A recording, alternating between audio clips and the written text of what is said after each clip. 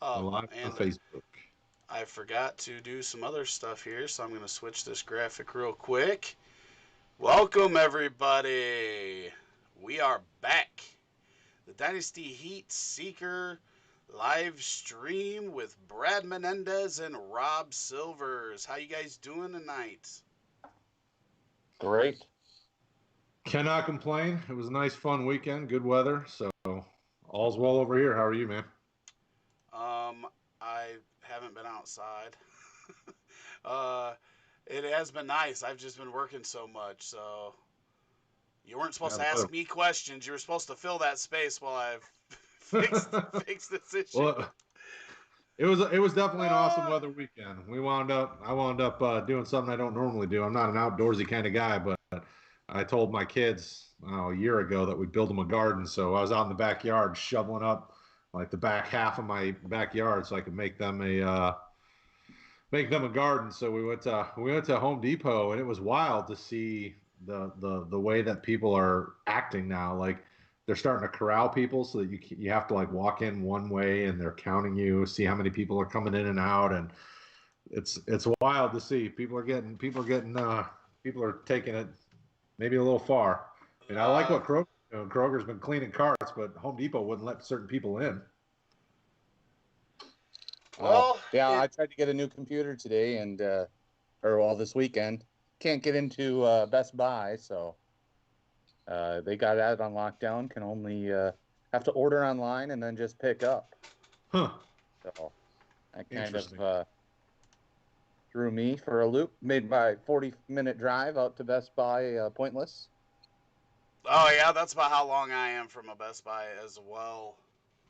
Come on, Yeah. this thing So, doesn't but want I to mean, the weather was fix. great, so at least we were able to spend most of the weekend outside.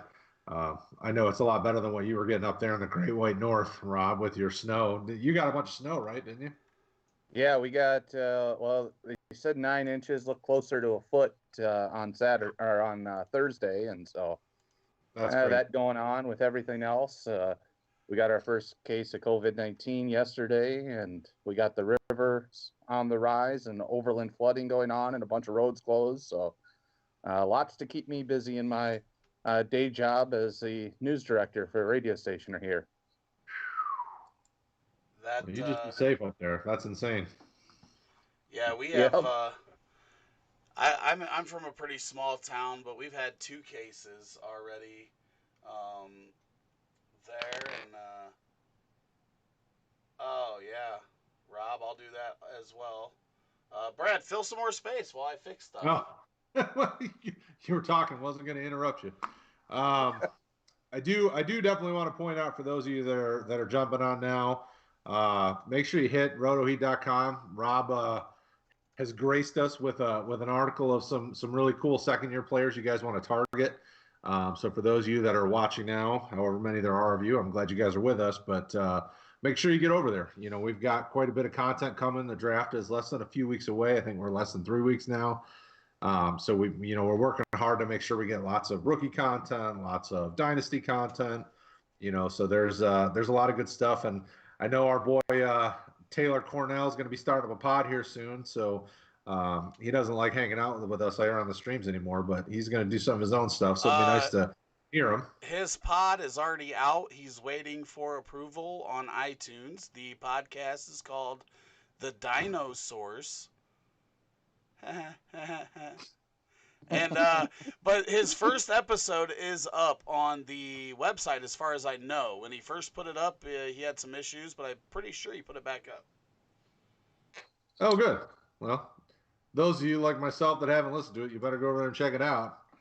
You got time. You got plenty of time. If you're like me, you're working from home, so I can just pull it up and listen to it during my day and miss spending quality time with Taylor. So at least I'll get my quality Taylor time at that point.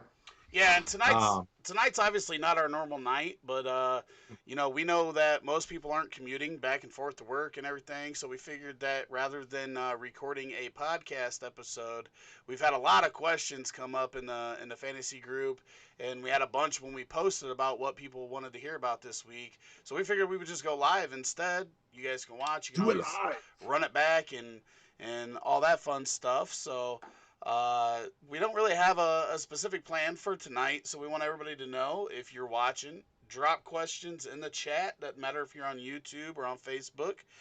Brad's gonna be watching Facebook. I'm gonna be watching the YouTube chat. So I do have one over on YouTube.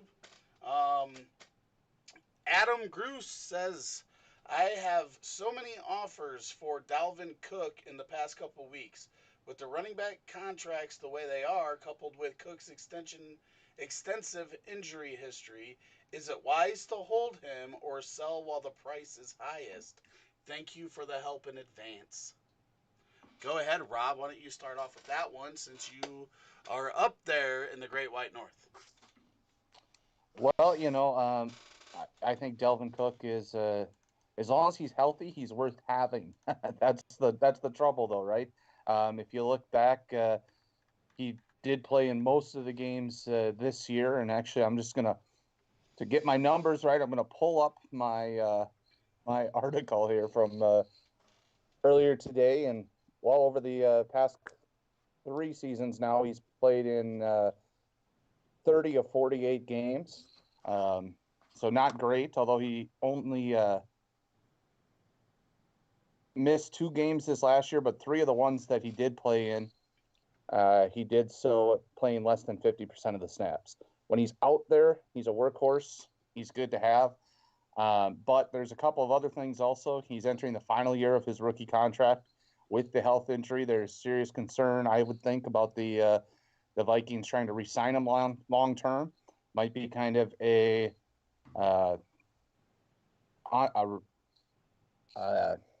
tender for a year kind of a deal. Give him that franchise tag. And, it might be time to, if you can get a good deal for him, move on. I'll bet with his price, I'm assuming his price is the highest it's going to be. He was healthy the better part of last year. He produced really well.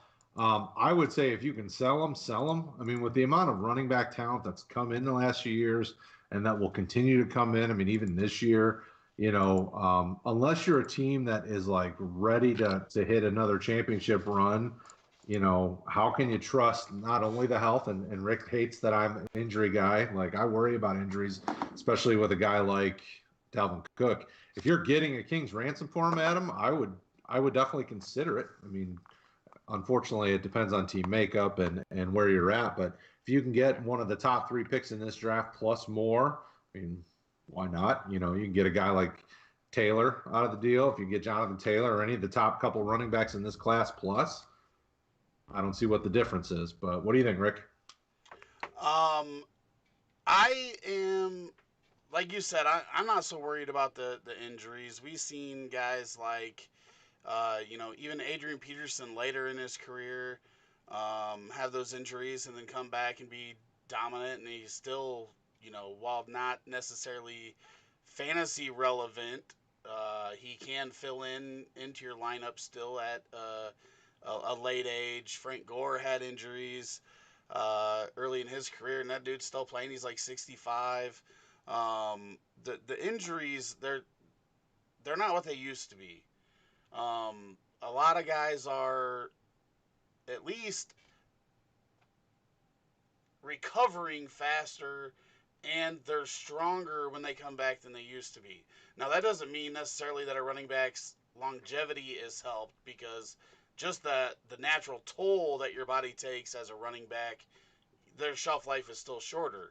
But I don't worry. I mean, who thought Emmanuel Sanders was going to come back from that injury at all? And he came back on a short period of time and dominated when he came back.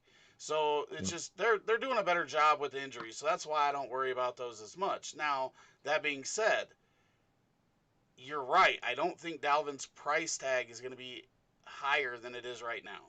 It's only going to go down from here. But you do have to look at where your team's at. Are you a competitor?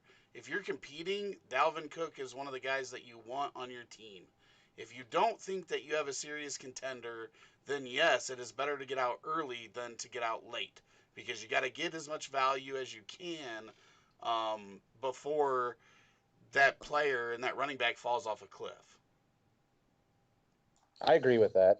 Um, the one thing about you made the point about Frank Gore's injuries and to Delvin Cook's is Frank Gore's were kind of, one to each knee, if I remember right.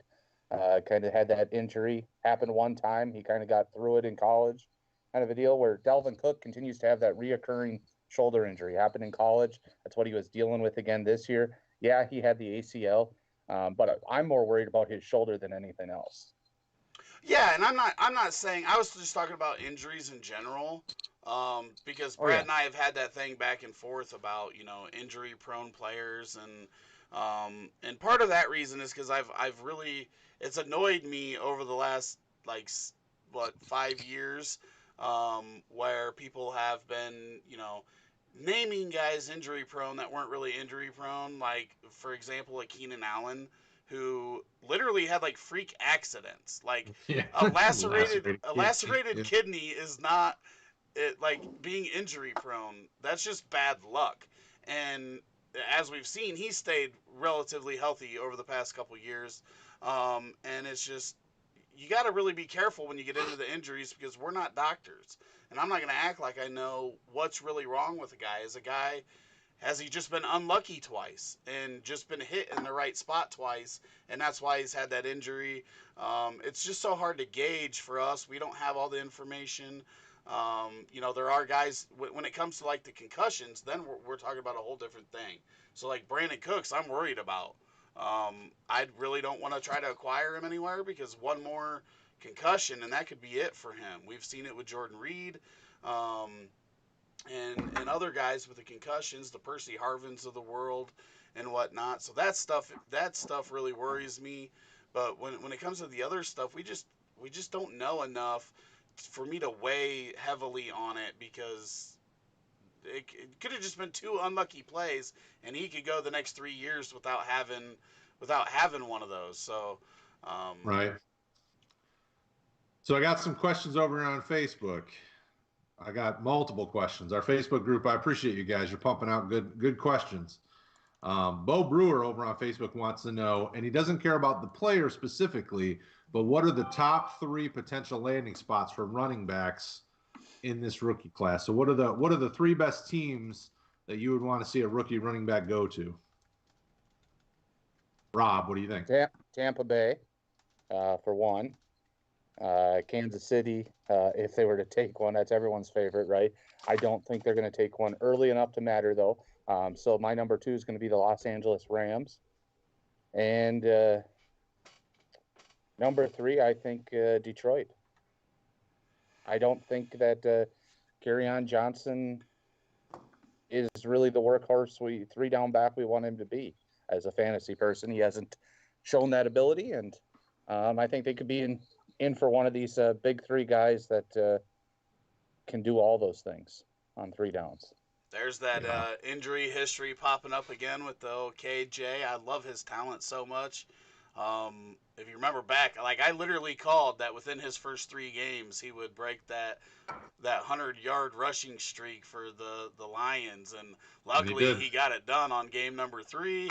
Made me look like a genius. I pulled that one out of my ass. So I'll always have a certain uh, affection towards KJ, but I think I agree with I agree with Tampa Bay and LA. The reason why I don't agree with Detroit is because I have a feeling this is going to be like always be a similar backfield to the New England Patriots, and we've never felt comfortable with the New England Patriots backfield, and just seeing how even when KJ is healthy, um, just the usage worries me about how running backs are going to be used in that offense. I'm going to go to Pittsburgh. Um, with talent, with even a little bit of talent, we know running backs are always successful in that offense, and I think they like using one back to do it all. And even if Connor is the lead back this year, are they going to pick him up and extend him going forward? I don't necessarily think that they are going to, unless he has one of those seasons that is like good enough, but not good enough to get paid like big time running back. So it's like that weird spot where um, he's effective, but not so much so that he's going to command a huge contract. So that would be my third. I agree with the first two, Yeah, yeah. 100%. What about you, Brad? I would definitely agree. Tampa's probably the biggest um, ideal landing spot for me. I definitely think the Rams, only because I'm not the hugest Darrell Henderson fan. I know Taylor in the chat would not be terribly excited about me saying that. That might hurt his feelings, but that's okay. It's just my gut. And I would agree the other ones all have some merit, but I'll throw out the Chargers. I know Austin Eckler, basically was 1,000-yard receiver last year, but he wasn't really great on the ground running. Had less than 600 yards rushing. I would love to see the Chargers add kind of a big back, a Zach Moss or maybe even like an AJ Dillon to help balance that. So the Chargers would be a team I would really like to. I think would be an ideal landing spot for some of these running backs we've been talking about. And I mean, Rob, your Lions take has a lot of merit. I listen to a lot of Detroit stuff, and Detroit podcasts are doing mock drafts on the draft network, doing their mock draft simulator, and every time they do it, they pick up running back at some point. So you're probably accurate that it is a spot where they're probably going to get a running back, but I worry that it is very much like the Patriots, where there's just no true valuable asset. It's more like depth guys, RB back end RB2, RB3 type guys. Except for James White in PPR, he always tends to be valuable. I Yeah, think but that's a valid point. Like you were saying, both of you were saying that it could be kind of that third down guy. I like the Chargers call a lot too. My Justin Jackson shares don't like that, but that is a team. They definitely need a third running back, regardless. I'll throw out just for an extra team here, an idea of the Tennessee Titans. They've moved on from Deion Lewis, and they've got Derrick Henry on the franchise tag. So they're going to be needing at least a backup running back and potentially a guy who can take over that backfield next year, if they're not wanting to pay Henry that Zeke type money he's looking for. Yeah, I think we talked about them last week, and I think that was one of the underrated spots that people are initially going to have a knee-jerk reaction to if one of those big running backs goes there. But if you remember, we play Dynasty, and that's not going to be a long-term issue, I don't think. And no matter what, that back that goes there, outside of the A.J. Dillons that we're not sure whether they're going to catch the ball or not in the NFL, they're going to catch the ball right away because that's just not Henry's game. And they wanted Deion Lewis to do that. They tried getting him the ball in the passing game, and it just did, for whatever reason. Like, that's one of the weirdest cases. Obviously, back when he signed there, Nikolai Groves was hosting with me, and he was a big Deion Lewis guy, and it looked like he was going to get a lot of action in that passing game. For whatever reason, like, he lost all efficiency when he left New England. That running back freaking hole that we talk about all the time. But yeah, I mean, the other thing that we said last week, and I know we all pretty much agreed on it, as long as they're not behind McCaffrey, Zeke, Saquon, Dalvin Cook maybe, as long as they're not behind those four guys, like, there's a role for running backs in these other offenses. Tampa Bay to me is just the clear-cut favorite, though, out of all the premier landing spots. Well, and Bo in the chat asked, "What about Miami as well?" Bo doesn't believe that Howard's a long-term answer in Miami. Do you guys think the Dolphins could pick up a running back too? Yes, definitely. It completely slipped my mind on the Dolphins. I think they can definitely go after a running back here. They need one. We all know Balaj isn't going to do the trick as a backup if Howard gets hurt. Howard also, I don't know if he's the three-down back. He definitely hasn't shown too much catching the football throughout his career. They've had Tariq Cohen while he was in Chicago. Miles Sanders did that role in Philadelphia. So even if you want Howard to be your guy pound in the middle of the line, you still got to have somebody else out there. See, that's my issue with the running back because I do think that Miami grabs a running back. But when I watch these rookies coming in, I don't necessarily know that most of them are a better runner than Howard. In the same light as Derrick Henry. Like, I'm hard on Derrick Henry. I play all PPR, but the dude is one of the best runners in the league when it comes to the running back position. Jordan Howard's always been up there. He's always been effective running the ball. Um, Last year he was. I mean, that dude was playing great before he injured his shoulder, and I think that it's going to be hard for somebody to come into Miami and take carries from Howard, and he got a 2-year deal, so now you're looking the difference between the Henry situation and the Howard situation is just an extra year that you have to wait for potentially the rushing yard cap on one of those running backs. Obviously, if it ended up being, Jonathan Taylor, or maybe, Dobbins, then, maybe it happens quicker. But when you're looking at the other guys, I don't know that they're better runners than Howard is. So that would be my only worry with Miami. 2 years from now, it's likely, opened up and everything because they give that role. And they're going to get some of that role, but like they're not going to get this probably 60-70% of the carries with Jordan Howard there, I don't think. Yeah, now, the good thing with Howard's contract, though, is that it is structured in a way that Miami has an out after this season with no dead cap space next year. Oh, well, that's... So if we do draft a guy, there's the opportunity to cut Howard and not have that affect their salary cap. That definitely does change it a little bit for me. But if he's running like he has in his career, then there's no reason to do that either. You can save some wear and tear on that young running back and then get the third and fourth year and just, pile the carries on them and then decide after their rookie contract. But it's just, I don't know that they're going to end up getting one of those top guys anyway. I think they're going quarterback early, and then they've got a lot of different spots that they have to fix. So I don't know if that's going to be their concentration. Did you have thoughts, Brad?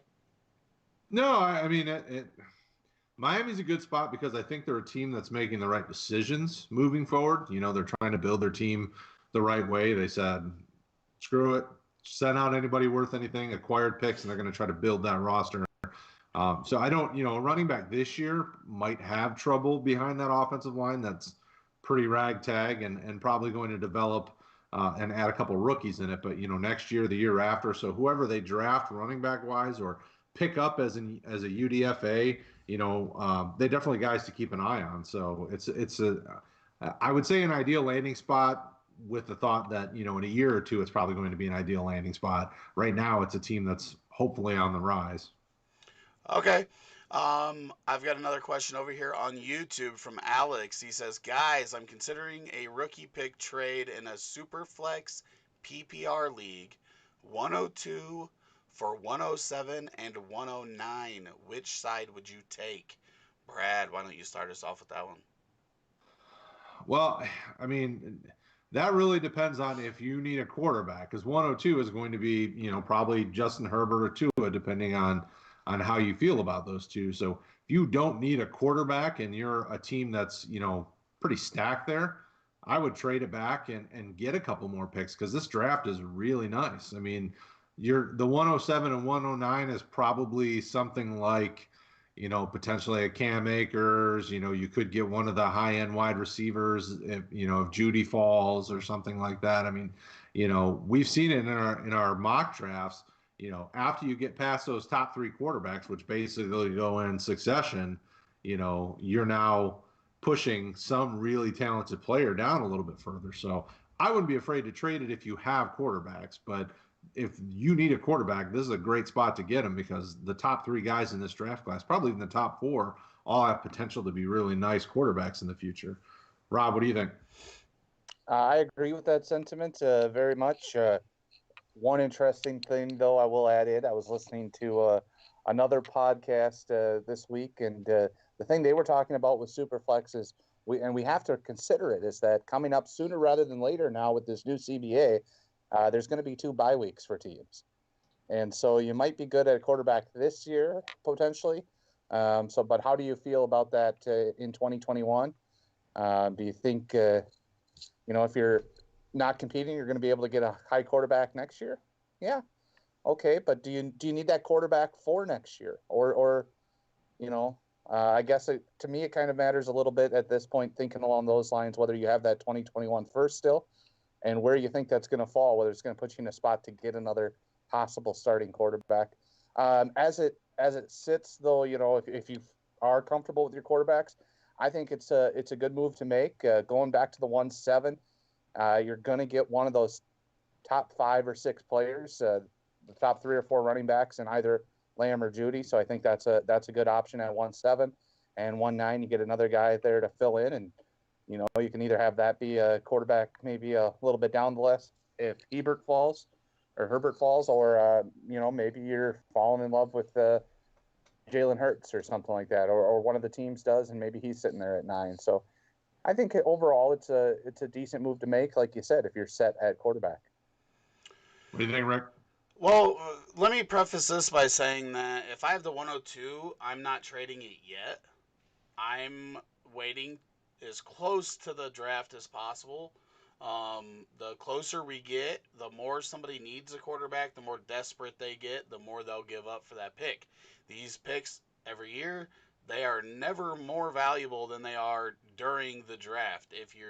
Especially if you're doing a slow draft where you can actually work out a trade before your pick's up, and you can check and see, for that person they can check and see normally if we don't have a consensus number 1. Like Burrow and Superflex, see who's there for specific picks or whatnot. But if 107 and 109's there and I do not need a quarterback, I'm definitely willing to make this trade, because the way I see it, and we're already seeing it in some of our mocks, the top 6 guys in this draft are almost interchangeable. Taylor's been drafted number 1 the most, but we've seen Lamb go number 2.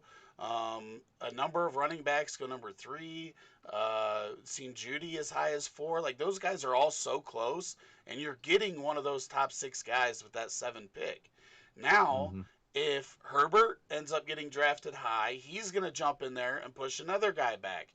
You could end up potentially with 2 of those guys, or if Herbert goes high and then Fromm goes to New England, you could end up with a quarterback and the player that you like the most anyway. So there's just so many options in this draft, and with as divisive as it is, there's no consensus this year.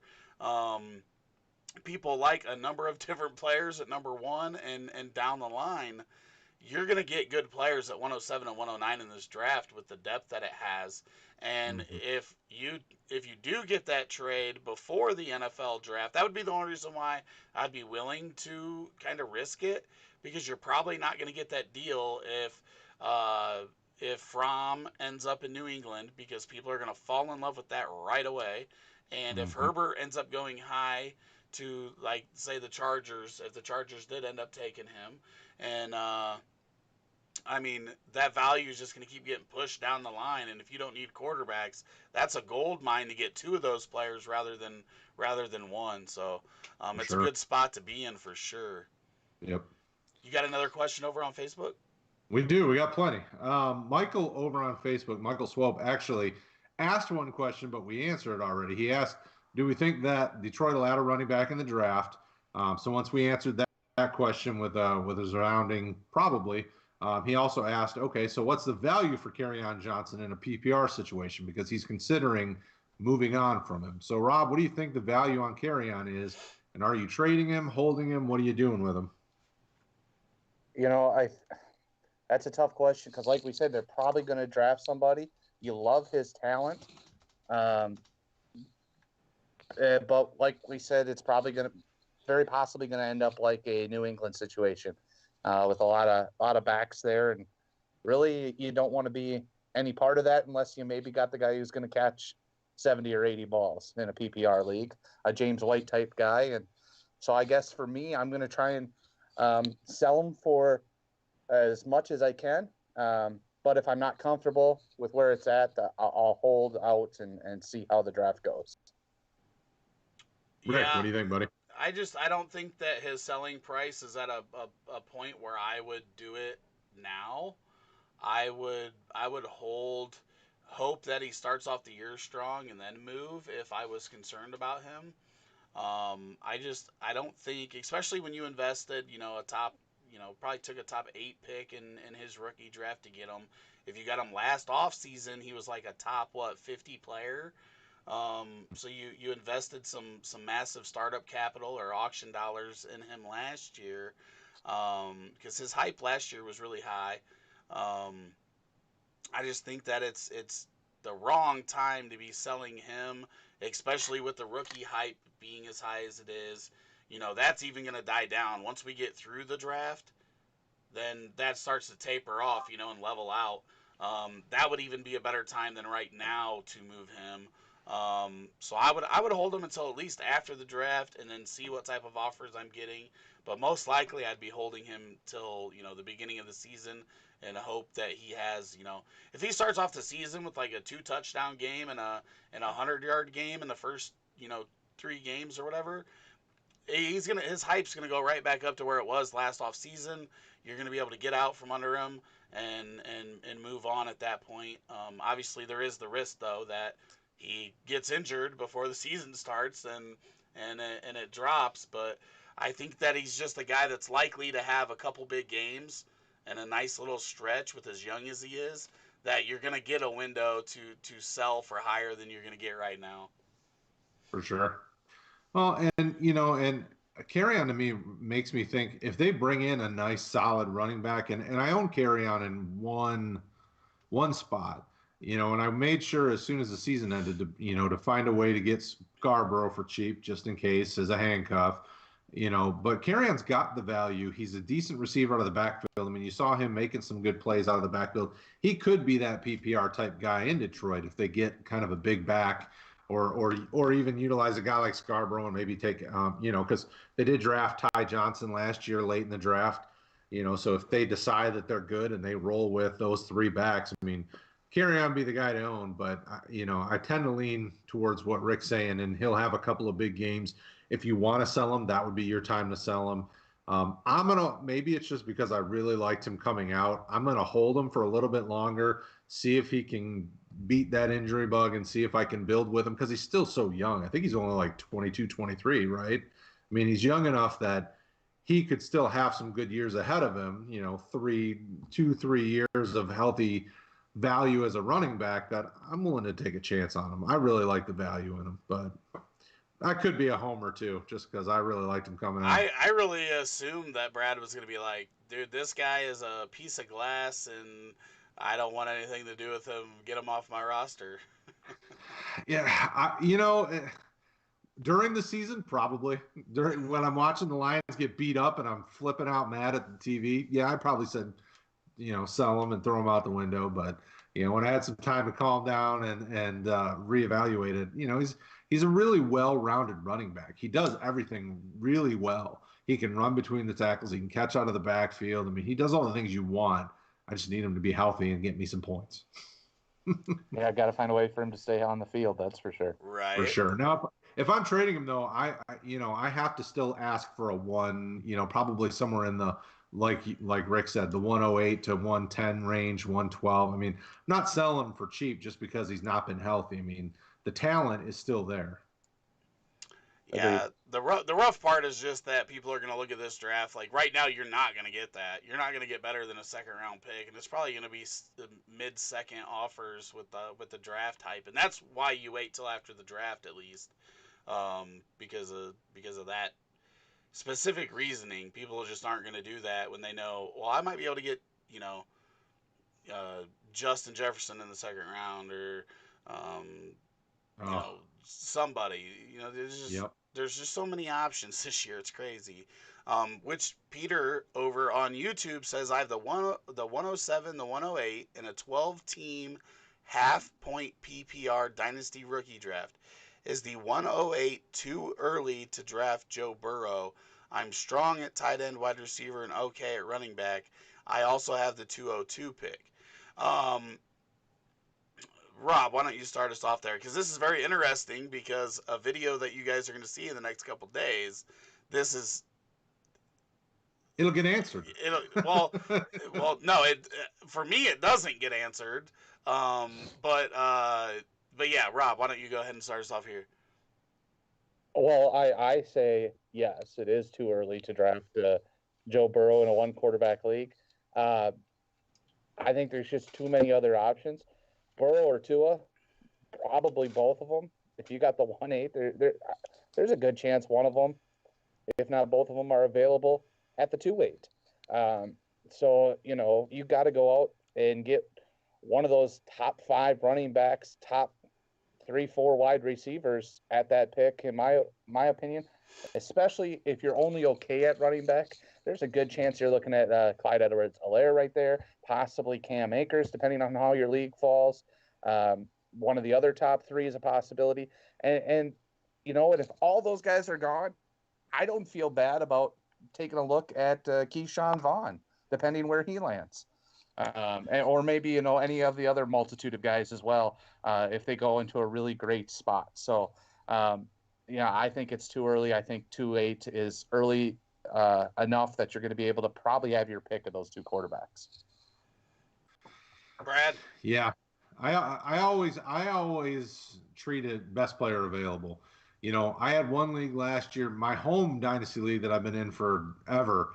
I rolled with Lamar Jackson literally all year. I was willing to take a 0 at quarterback because I wasn't going to overpay in a 1 QB league. I mean, it just doesn't make sense. You're at the back half of the first round in your draft and you have multiple picks. I'm still not using one of them on a quarterback. I may not even use two on a quarterback, depending on how your draft falls out, because you can never have too many talented players at a position. You never know when those guys become trade bait down the road, or push one of your older guys to you being able to move him and get a ton of value for. I mean, that's just me though. I mean, I would definitely not consider a quarterback before the second round in a 1 QB league. 2-2 still feels early. I'm thinking more like 2-4, 2-5. Once you start getting to where you're kind of in the toss-up range where you've got the tiers of running backs and receivers that have potential, but they have to make a couple of jumps or a jump or two to get to a starting role. I would then consider them, but definitely not with your first round picks. Take the top running back and receiver. Take the top 2 running backs there. I mean, this year you'll have a bevy of options. So, Rick, what do you think? It's too early. It's too early.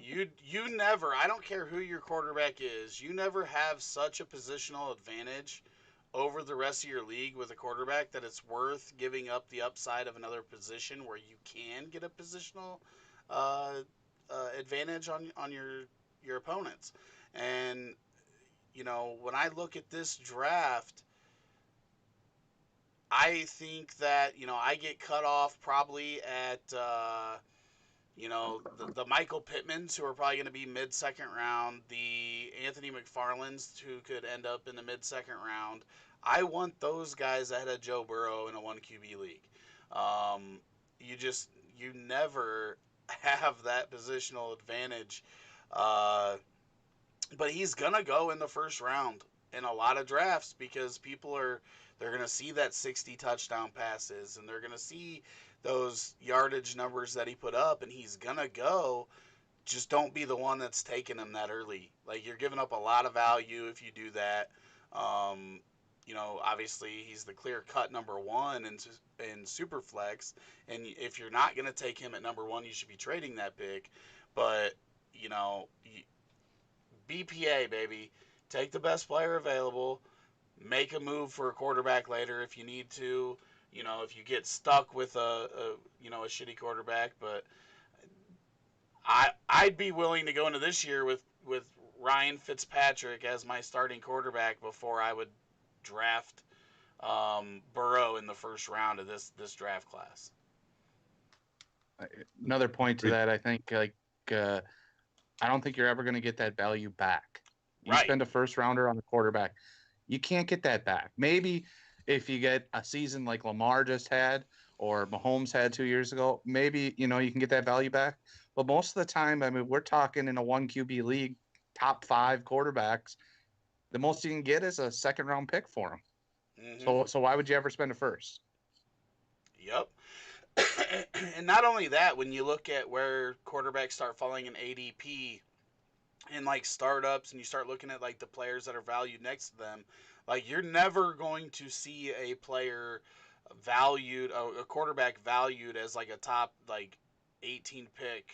I think that might be right around where Patrick Mahomes is, but that running back or wide receiver that you draft at 108 in this class could eventually be a top 12 dynasty asset. You don't have that upside taking a quarterback there. This is the area where Alvin Kamara was taken. And now what? He's like the 6th or 7th most valued asset in dynasty. You have that upside taking those other positions where you don't. I mean, even look at Lamar and Mahomes in the years they've had in 1 QB, they're not returning that type of value for you. So that's another aspect of why you shouldn't be taking a quarterback, because you're capped on the value that you can get down the road, in my opinion. Brad, Agree. Facebook. Yeah, we got more questions. So this is rookie specific. Assuming Lamb and Judy are the top 2 rookie wideouts, who are your next few targets at the position? So I'd say probably your next 3 targets. After Lamb and Judy, Rob, what 3 wide receivers are you really interested in? Why you got to go to Rob first on this one? Because he's Yeah, let's go to Rick.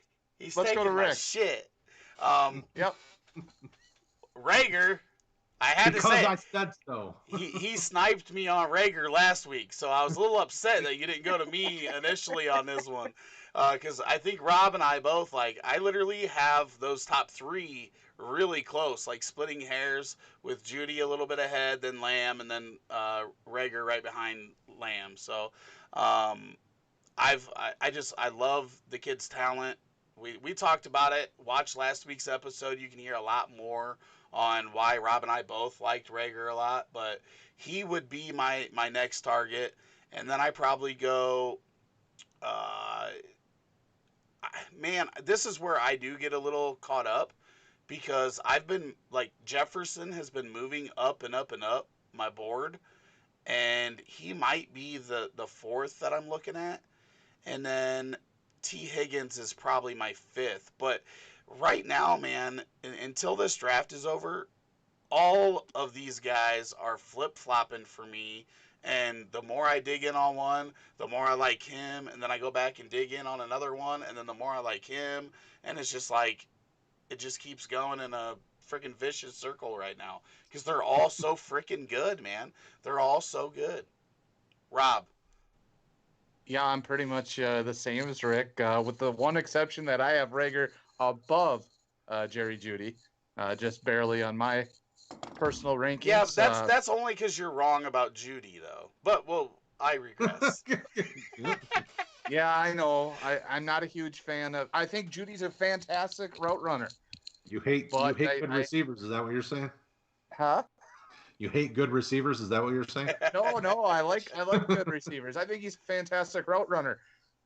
I don't think he has the same ceiling that Rager has. That's just me. But I digress, and I'll continue with the rest of my list here. I like the guys you mentioned as well. T. Higgins has been high on my board quite a bit. A lot of people think he's slow. I don't think he's slow. I think he's great with the jump ball. The one reason I don't think he is slow is because he tracked down Tevin Feaster on that. If you ever get a chance, go onto YouTube. Look at Feaster's 89-yard touchdown run. Kid was a track star in high school, state champion in the 100-meter, and T. Higgins tracked him down from behind on a breakaway run to the end zone, and was right on his heels on an 89-yard touchdown. So that's he's not slow. He's got the ability to turn on the jets for sure. And I'll throw in, a guy that I guess I'll go Justin Jefferson in that 5 slot for me right now, just because there are so many questions for me about so many of the other guys. We talked a lot last week about Mims, who's kind of the combine darling. I've got concerns with Chenault. Ruggs is I don't know that I trust Ruggs. So Brian Edwards is a guy a lot of people are a fan of, but with the foot injury and not participating in the combine, no pro day, I don't see him as being a possible first round pick. So I really think that would be Jefferson there to wrap it up for me. Yeah, for me, Justin Jefferson is probably like my wide receiver 3 after the top 2. Like I love his route running ability, his hands. I mean, we had mentioned last week on the episode, and we're going to keep saying last week's episode. Go back and watch it. We talk a lot in depth about these guys, and if he goes to a team that needs that great route runner like Minnesota did, now that they're without Diggs, like he would be huge there. But Justin Jefferson, I mean, Rieger's great. I think Rieger's going to turn out really nicely. Higgins, I love. Higgins, the interesting thing, Higgins may not have the most amazing 40 time or whatever. Once he gets up to speed, the dude can get fast. Like it just takes him a second to build up that speed, but he's fast, dude. Denzel Mims is solid. I really like. I mean, there's plenty of guys that I think the Brian Edwards that you brought him up, Rob. I think the cool thing about him is he'll get drafted somewhere. Strong kid, physical receiver. So he's a name that I would watch. I mean, all these names that you guys mentioned, and even other guys. I mean, I don't know if the article came out or not, but I talked about some sleeper guys to look at. DPJ is a guy that I think could develop really nicely. Michael Pittman is a guy that Rick and I both liked early on in this process. All these guys I think have a really good opportunity and are guys that you need to consider in your drafts. Now, some of them you're going to have to go early. I mean, the nice thing is Justin Jefferson, is going to be probably a late first, early second. Ruggs will be probably a late first, early second. Rieger's definitely. Mims will be up there, but then Higgins may slide down a little just because he's not the hot name right now. So there's a lot of value to be had in the early to mid second round, and if you can get those picks, I would jump all over those. Well, I'll tell you, and I got a league where I can only draft 6 rookies, and I have 6 of the top 14 picks. And if I can't trade one of them, I'm pretty sure that 14th pick is going to be Antonio Gandy Golden, because I love that kid. So, we'll see how that plays out. Hopefully that doesn't have to be the case, because I think I could get him in the 3rd. But we'll see how it all works out. Yeah. That's a good problem to have, having all them picks, because this is a nice draft. Rick, you got questions over on YouTube? Well, I was just gonna say I wouldn't take him even if you can't trade that pick. I would acquire him after and get a better player at 14. That's what I would do.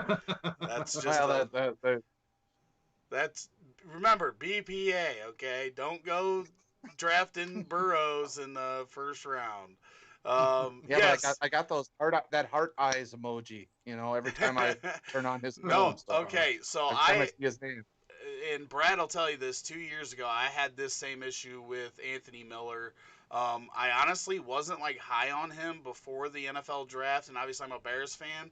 But when I really dug deep into that kid, because I didn't do rookie I didn't watch film like I do now. I didn't do a lot of the things that I do now when I'm researching, because we weren't putting out a lot of rookie content at that time. When I dug into this kid, I fell in love with him, and I had to keep myself from taking him in spots where I knew this is the only opportunity that I was going to get in this draft. And I had to, it's a tough spot to be in when you fall in love with a player, but you got to remember, there's other value to take here. And then his acquisition cost after the draft is going to be lower, even if somebody else takes him. And I can probably still overpay, but not pay as much as I'm paying in here. But that's something else that we'll see closer to, our rookie drafts. Maybe the kid shoots up and he ends up being a top 14 pick because an NFL team falls in love with him and takes him in the, top half of the second round. And then it changes everything. And then I people rewind this and go back and they're like, what the hell was he talking about? But right now, he is not a top 14 pick. That's my point. Yes, Yeah, I think you're probably right. Jason Perry over on YouTube says, I've seen a lot of mocks lately with the Vikings taking Cousins' eventual replacement and Herbert, Love, Hurd, and others. Do you see the Vikings making that kind of move this year? And to follow that up, which one would you see as the best fit? Um, and we're going to talk best fit from a fantasy perspective and not from, an NFL perspective. But Brad, why don't you start off with the division rival of all? Wait, yeah, we're the other four teams. We're up in the other three teams in this 14 division. So uh, why don't you tell us a little bit about that situation? Yeah, with the amount of talent that they had to lose in cap casualties this offseason, I can't see them drafting a quarterback early. Um, Shameless plug for an article that's going to come out in the next few days. The guy I think that they could draft late that could be kind of a Kirk Cousins in the wings is a kid from Florida International named James Morgan. A lot of teams have been looking into him, and I believe the Vikings are actually one of them that have been doing extensive research into him. The kid kind of reminds everybody that looked at him, and even if you watch film on him, reminds a lot of a Kirk Cousins type guy where he's got kind of a big arm. He's not going to wow you outside of the pocket. He's kind of a pocket passer, but has some good wiggle there.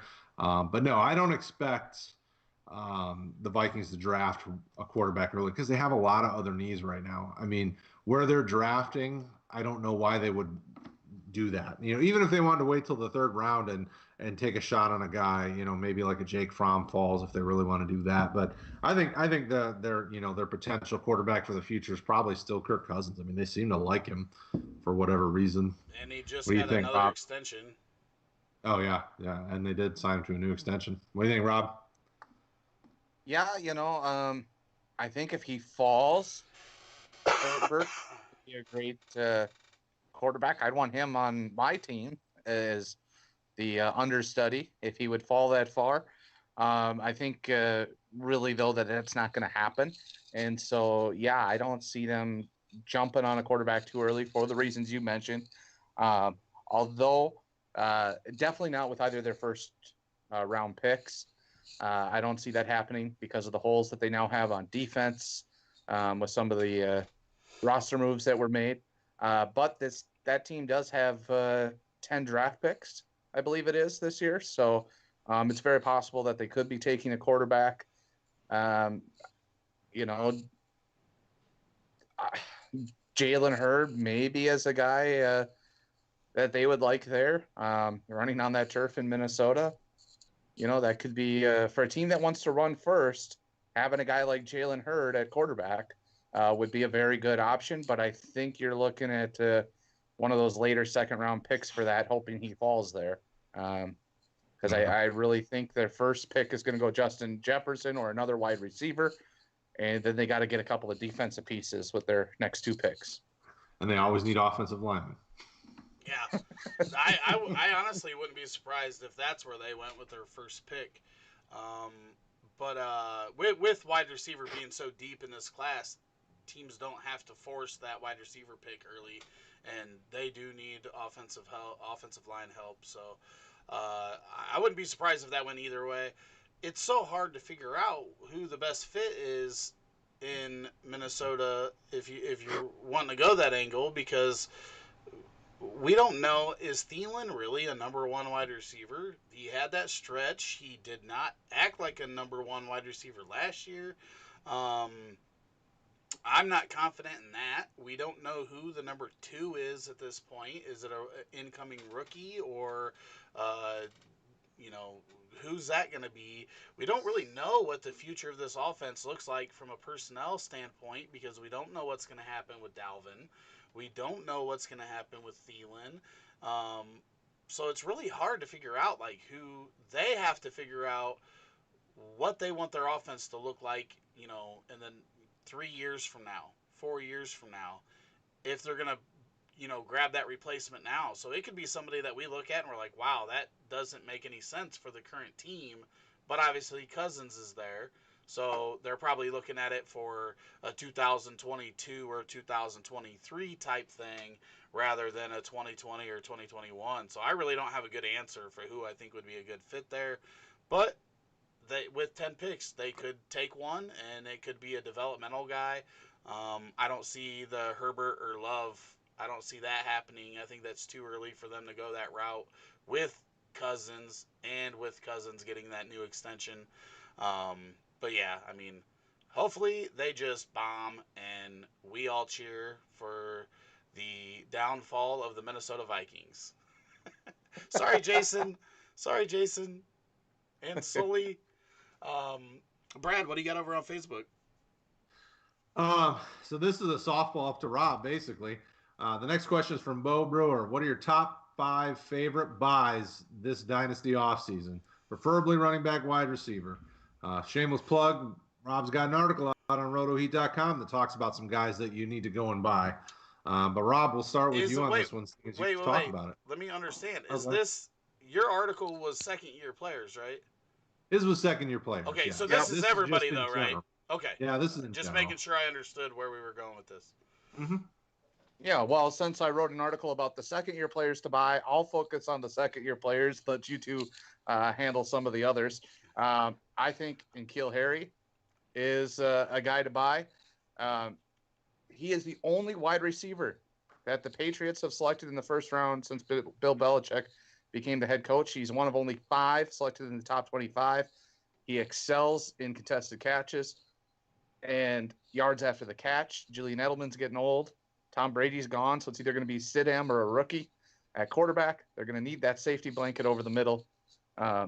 He's my favorite target that I'm trying to acquire and talk teams into letting go for as little as possible right now. I'll also include Paris Campbell on that list, coming off the injury season. He is blazing fast, had that 4.3140, also explosive, a 40-inch vertical, 135-inch broad jump at the combine. And one really interesting thing I found while looking into this and digging into this article was last year in a game where the Colts had a lot of injuries. T.Y. Hilton went down. I believe it was the game Pascal went down for a while. Campbell was healthy that game and actually played all 3 positions. And the wide receiver coach was talking about he knew where he was supposed to be, what route he was running on all the different play calls that they were doing, and that he was excelling as a rookie, especially considering he hadn't been on the field that much due to his own injuries. Mecole Hardman, I love him. Speedster. Chiefs got to find a way to get him the ball more. I think, his numbers last year, just 26 catches, 538 yards, 6 touchdowns. Kid makes plays. At running back, Justice Hill. I think Mark Ingram turning 31 this season, and Gus Edwards not going to become a lead back, the bell cow. I think he's your short yardage pounder. So it's Hill's chance now to learn for the Ravens to learn whether Hill can be the guy this season. Otherwise, they need to look at the 2021 draft with Ingram turning 31. And the last one, we kind of talked about Delvin Cook. So I'll go with Alexander Madison. He's a bull in a china shop. That's what this guy is. He hits the hole hard. I really like him. He's a reason I think the Vikings could move on from Delvin Cook next year. The fact that you didn't mention David Montgomery out of all those second-round players, I'm a little disappointed. But why would I do that? He's not going to get any carries. Because he's a better running. Why is he not going to get carries? Because Chicago hates him, and they hate us. They definitely didn't use him correctly in year 1. But the dude's a monster, and he's better than Alexander Madison. And I would almost put money on that. We can figure something out for that. Yeah, but are you going to be able to buy him low? Yeah, people do not like him right now, and I'm loving it. I'm not as confident. I do want to say I'm not as confident as Nagy's usage of him, But the skill is there, and if Nagy does what he did last year, he's going to be out of a job real quick. He's probably going to be the fastest coach of the year to lose his job if he doesn't get that shit straight. And they have to know that they need to run the ball more. But I agree with N'Keal Harry because I wasn't that big on him coming out. But the fact that I see people giving him up for second rounders is just ludicrous. The dude was injured, and it was his rookie year. You can't be moving him for that price. I'll buy him at a second round every time because while I didn't like him as like the number 2 pick last year, he's definitely better than a second round pick. But I think that right now there's a lot of guys that I like as buys, but I'm so confused and I need to see more of the what happens in the draft and who gets replaced and who doesn't. Because a lot of those guys that typically there's guys that are in that category and there's not enough draft players to fill their spots so that they all lose jobs so that you can kind of decipher who's going to be in position to get a rookie to replace that guy that you want to buy low. And this year there's so many that all the guys that I like as buy lows could get replaced. One of them that I've talked about though is Devin Funchess. I like the fact that he ended up in Green Bay with a good quarterback. I was very high on him last year before Andrew Luck retired. Then he had the injury. I think he's best suited as the big slot receiver, and and unless Green Bay gets a monster rookie that comes out you know just kicking ass from the get go, they're going to need Funches. They're going to need to use him because they don't have anybody past him and Devontae Adams that you can really rely on. So he's from wide receiver. He's one of them. And then, man, it's so hard for running backs right now. I'm just not confident, like putting my name on many of them because of this draft and not knowing who's going to land where. I'll have to think a little bit more, Brad, if you want to jump in there Yeah. and throw out a couple.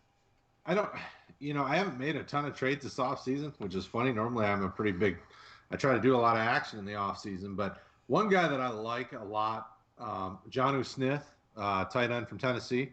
Once Tannehill took over, Smith became one of his bigger targets. Especially come fantasy playoff time last year, he wound up starting for me in the playoffs and producing double digits every week. Delaney Walker's not there anymore. The offense has basically been brought back short of, on the right tackle, Conklin. So I think Smith could be a guy that, as you see some of these older tight ends start to slip, and as you see this tight end draft class not really having a lot of great options, I think you could easily see Jonnu Smith jump into the tight end 1 category because there really are only, 6 to 8 really nice tight ends in fantasy football right now. So just a guy to throw out there. I know tight end's not the sexiest position, but he's somebody that I know I've tried to acquire in a couple spots. He's kind of the biggest name that I could think of, though, that's kind of different from what you guys would have said. Dave Montgomery, I would buy if somebody would sell him to me. I love David Montgomery, but I have him in a couple spots already. So, To speak on David Montgomery a little bit more, and I was talking to Custer, who's also a Packers fan. He doesn't like him either. But I said, dude, what running back? That was the worst quarterback play, not only of last year, but of the last few years. Like, if we're being 100% honest, Mitch Trubisky was the worst quarterback over the past few years. It was he makes you bad. miss Rex Grossman. Oh, I mean, Rex Grossman, there's a I said difference. he makes you miss Rex Grossman. Well, listen, the difference between a quarterback like Rex Grossman or Jay Cutler or any of the other shitty quarterbacks that we've had, or even Blake Bortles in Jacksonville, is that they can at least throw a deep ball, and the defense has to at least pay attention to that a little bit. What Mitch Right. Trubisky was doing last year, no defense had to be scared. He couldn't hit a guy on a 5 yard out. Like, it was that bad. All they had to do was key on the running game, and you were safe. You There was nothing else to do. To top that off, the Bears' offensive line was horrible. So if The Bears' offensive line is going to have some guys coming back healthy. Hopefully, they get some improvement in the draft. I think that's a position they could go second round. Um, and with Foles, even if you don't like Foles, you have to respect him, give him some respect in the passing game that Mitch Trubisky was not getting. So that helps open it up a little bit more. So while maybe he doesn't end up a top 12 running back, there's a lot of room for improvement just on the fact of the offensive line getting a little better.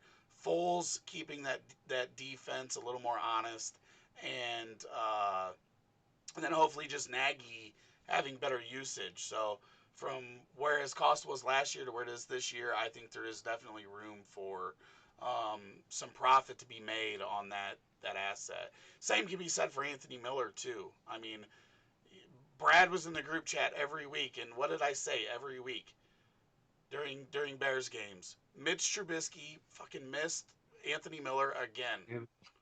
He's open, every play. wide open again, and he cannot hit him. And then they had that nice little stretch where they connected a few times, but that could have been the whole year if Mitch Trubisky could throw a ball. So I think both of those guys are buys. They are a little bit biased because they are Bears, but from watching every play last season, like Foles is an upgrade. Whether you like Foles or not, he's an upgrade No, for he's that an entire upgrade. offense. Yeah, he can run that offense way better than Trubisky.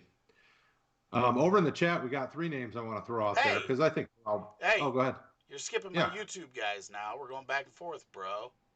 No, well, we're still talking about buy guys. Oh, somebody threw buys? Okay. Buys. I thought you were going to another question. Oh, no. The chat said Deontay Johnson from Pittsburgh, Darius Slayton, and Preston Williams. What do you guys think about those as 3 buy options? Things we're talking about buys. I think at this time of the year, I want to be buying cheap guys, who are going to break out. I don't want to be overpaying. And I think right now, where they're at, I feel like most owners, at least in my leagues, think these guys are going to break out and they want King's ransom for them. So that's kind of why they're not on my list of buy guys. I think I agree with Johnson and Slayton. I think that depending on the owner, with Preston Wilson's injury and Devontae Parker, doing work at the end of the season, people are a lot less confident in him, but I'm a lot more confident in him than I am the other two. So I could see Preston being the guy that I would buy out of those 3. I do think the other 2 guys are possibly at peak value right now. Mm-hmm. Yeah. We'll go. I got one more veteran name to throw out there, a guy who's undervalued all the time, I think. Catches a lot of balls, Robert Woods. Nobody ever seems to value him for what he's worth, and he's always, every year at this time, a guy you can kind of buy at a good value, and he's going to, be a good wide receiver too for you. I'll counter that with I think you have to have the right team to make that move, because I think Rob Woods is only going to lose value even from where he's at now, just because, like you said, that perception of him. And I think you have to have a competing team to make that move. I would say the same thing for Keenan Allen. Keenan Allen's another guy that's always criminally undervalued, catches 100 balls every year. Probably is QB proof, so that's not going to change much. But I think you're only making that move if you are in a position to win a championship, and you got to be honest with yourself when you do that. So I agree with you. That would be my counter to him, which normally veterans you're only doing that anyways if you're in a serious window for a championship. Yep, totally agree. Math Quest over on YouTube says, is McCaffrey the clear consensus top pick in fantasy football? Why don't we first address redraft? Because I think we can do this quick enough. I don't think we have to go too deep into this one. Why don't we do redraft first, and then we'll circle back around with Dynasty. But Brad, in redraft, are you taking McCaffrey number 1? Yeah, probably. I mean, he seems pretty insulated this year in redraft. Rob. What about you, Rob? Um, no, they're rebuilding. I'm gonna go Saquon Barkley at number one. Rick? I'm Saquon, number one.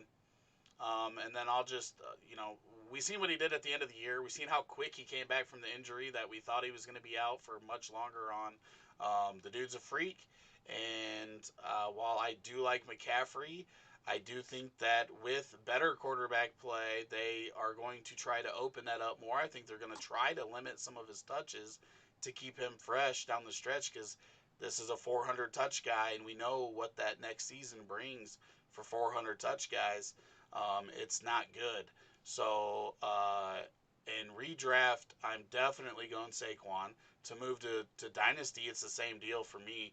I think Saquon's just I think he's the best player at the running back position. And when you're talking about it comparatively to like the best wide receivers, um, he might be the best skill position player. A guy that can put up 100 receptions out of the backfield, plus 1,200 yards, 1,300 yards rushing, um, and that offense is on the up and not not on the downswing like the Panthers possibly could be as they go through this rebuild. So that would be my dynasty. Brad, what do you say there? I like Saquon a lot. I would probably agree. I like Zeke a lot too, though. I think both guys are both really sure things at the present time and probably for the next few years. So I won't argue, but I would say that any of the top one or two running backs there, I would feel pretty comfortable with out of Zeke and Saquon. What do you think, Rob? Yeah, I mean, I'd be comfortable with both, but Barkley is going to be my number one there as well for the same reasons that Rick was stating. Um, coming off 300 touches, you do step backwards historically after a season like that. It's a lot of wear and tear on the body. So what does that do for his long term success? And I also think it's important to look at the two teams and the direction they're going. I think when we step away after the NFL draft, you're going to see a New York Giants team that has taken another step, bigger, small, but taken a step forward. Where everything the Panthers have done this year has been kind of taken a step back. I think overall, especially on the defensive side. Which great, Christian McCaffrey catches a lot of balls, so there's that possible plus there. But I like Barkley more long term, given the heavy usage of McCarthy here this season. McCarthy. Gosh. Well, maybe McCarthy will use Zeke very heavily over there in Dallas, and we can just act like that's what you were talking about. Yeah, yeah. I mean, Oh, that's a guy it's most of us Packer fans don't like anymore. right. I just want to say it's not a knock on McCaffrey, but like when you look at Saquon and you look at McCaffrey, if you're gonna bet on a body to hold up with getting consistent rushing attempts and consistent action in the passing game and taking that many hits year in and year out, which body are you going to bet on? And that's the way I look at it. Um, Plus, I think Saquon is just in a different class, and we haven't seen it yet because of that Giants offense and where it was his first year, and then the injury that he had in year two. I just don't think we've seen even the best Saquon Barkley yet, and I can't wait to see it because I think this dude is going to explode. And if you think McCaffrey had a good season, he was second to Saquon in PPR last year or the year before last, and then he was the top running back this year, but they're so close together, um, and it's definitely a fun debate to have McCaffrey or Barkley. I think everybody else is way behind those two. Agreed. Facebook question. What you got? All right, so we still got a few. What's our thoughts on Brashad Perryman? He's Brian Stewart over on Facebook sees him as a sneaky dynasty buy. He's with the Jets right now. Basically fills in the Robbie Anderson spot with Robbie Anderson going to Carolina. And really, he slots in as a starter right now. You know, they've got Jamison Crowder, Quincy Enunwa, Josh Dotson. You know, and they're not the best at drafting receivers, so probably has an easy way to decent amount of playing time.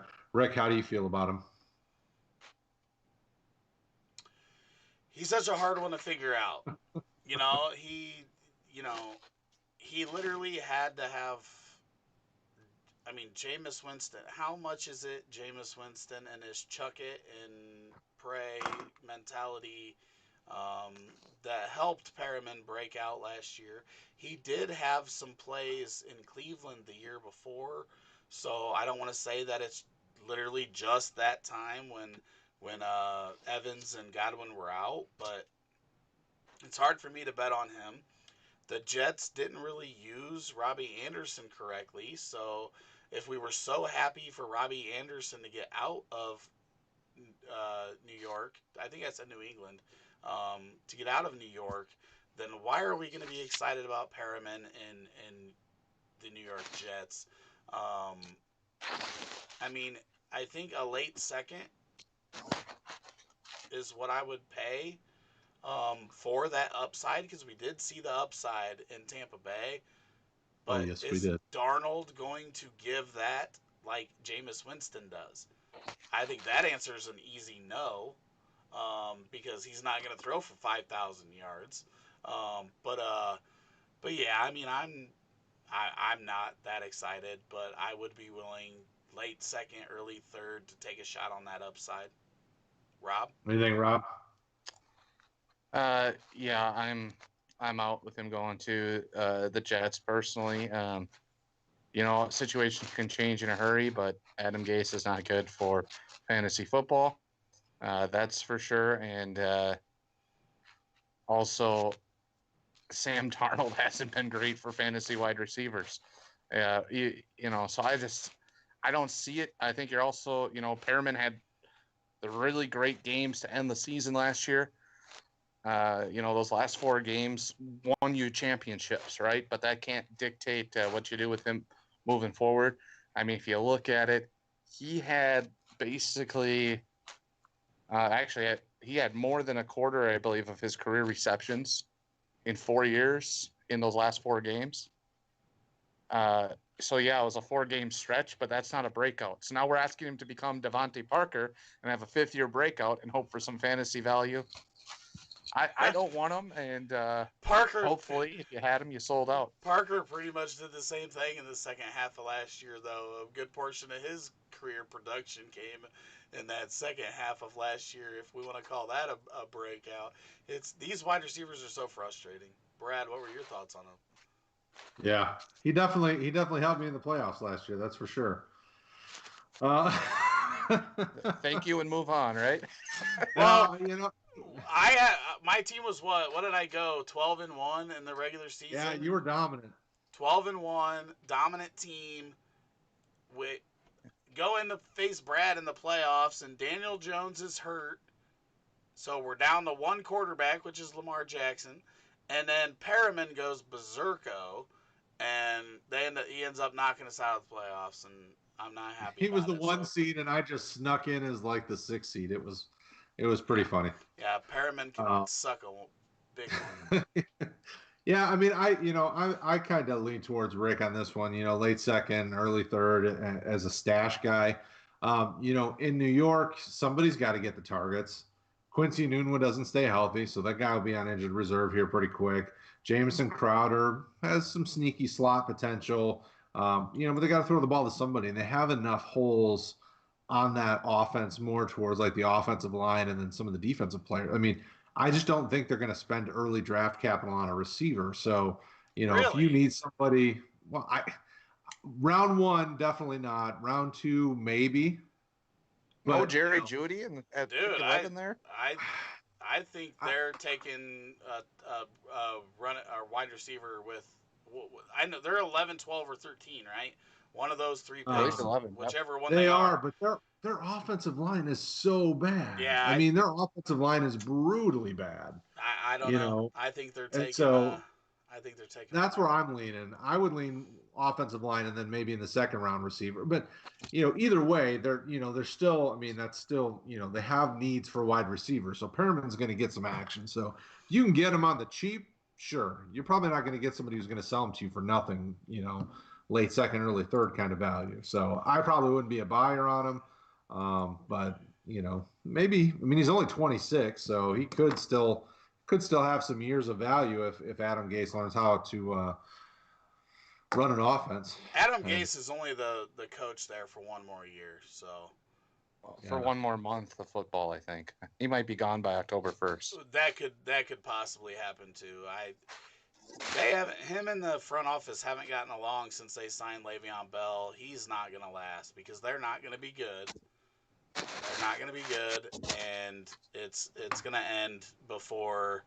Don't let that situation affect you unless you just don't like the Darnold at quarterback and you don't think he's going to be able to provide fantasy production. Don't let Adam Gase. He's not sticking around. He's not. Travis Thompson over on YouTube says one QB dynasty. QB is my only real roster hole. Currently have Baker and Goff. You're fine. I'll just stop there. He said no rookie pick until 212. Who should I target? I would not worry about quarterback. I would pick best player at 212 myself. Rob? Oh, I agree. I feel, if you really, really want to go quarterback there, I think we said it earlier. You're going to have probably at least one of Tua and Burrow available, maybe both. Hebert will also be there if you really want to do it. But I think you're fine. I mean, Jared Goff is coming off a down year. And what did he finish as? Quarterback 13 last year for what was a disappointing season. He's going to float right around that low-end QB1 range. Baker, expect him to bounce back a little bit, here and have a better season. You're going to have two serviceable quarterbacks there. And, one quarterback, that's what you need. I'm going to pull it up while Brad's talking. I got something I wanted to share with people. So yeah, I always, most of the time, I should say, I never say always, never say never, never say always. I go best player available. I'm not jumping unless there's something that I need to do. So I would go best player available and just kind of call it a day. You got plenty of quarterbacks there. Brad didn't talk long enough. I'm not quite there yet, but almost. Yeah. Um, Well, I agree. I'm not a fan of drafting quarterbacks in one quarterback leagues myself, anyways. Unless it's like, hey, I'm looking at, this guy and there's literally nobody else left on the board. Just because,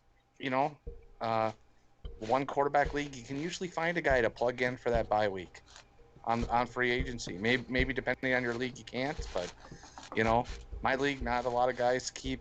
My main league, not a lot of guys keep more than one quarterback for most of the season. oh yeah, my leagues definitely aren't that way. My leagues are deep, and most of the time it is hard to get a starting quarterback. But I mean, let's look at this. Let me see here. When you're looking at Josh Allen at quarterback 6, the difference between Josh Allen at quarterback 6 and Jared Goff is like 2 points per game. You're gonna have a better chance of making that up at a different position, being strong at a different position, because then it even gets smaller. The gap between these guys at quarterback is so small. You only had, you had 3, 6, 8 guys that averaged over 20 points per game. After I, what did I just say? How many did I say? 3? 8 that averaged Oh. over 20 points per game. Oh, I think so 3. Well, no, I was correcting myself. I think I did say 3. Oh. But then you can go down all the way to Mitch Trubisky, only averaged 2 points less per game than Jared Goff. Like, if you have too many quarterbacks on your roster, you fall into that diminishing returns, right? What could I have got instead of that third quarterback in a one quarterback league? That guy could have been the difference between you starting a running back 4 uh, in a second flex position. It could have been a high end running back 3 that averages 2, 3, 4 more points per game. So you really got to look at that. You're fine. Goff is he's going to improve on last year. Baker's going to improve on last year, but you're not going to get an upgrade. It's very unlikely you're getting an upgrade that's big enough to make that move. I don't think you're going to get Burrow. I think Burrow's going to be going in the top part of the second rounds in a lot. And yeah, I wouldn't. Not with those guys, I wouldn't do it.